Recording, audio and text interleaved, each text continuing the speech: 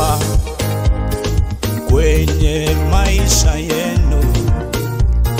Tendeni yaliyo mema kwenye maisha yenu. Mtamuona Mungu kwenye safari yenu.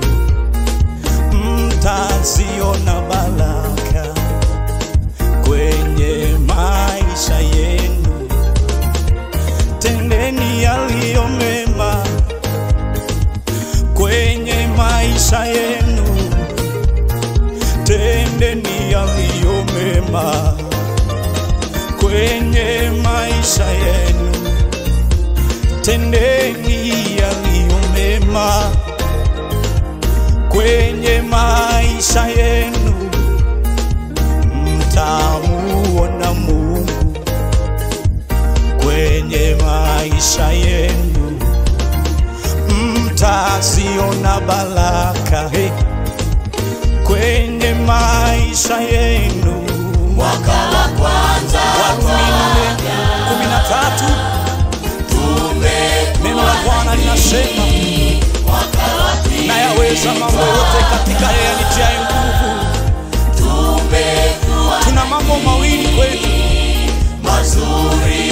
La kwanza kwenye maisha ya kwenu, mshikeni Mungu,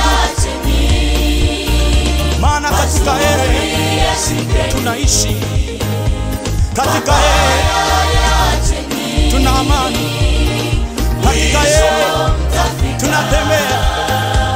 Mshikeni huyo, maana ni wa msingi kwenye maisha yetu. Jambo la pili,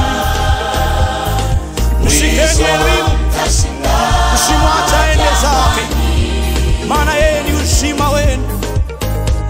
Atawaongoza kwenye maisha yenu, atawapa hekima na busara. Mshikeni huyo, acheni kufuata makundi yaliyo mabaya, yatawapoteza, yatawadanganya. Msidanganyike. Mazungumzo mabaya huharibu tabia njema, bali mazungumzo mema hujenga tabia nzuri.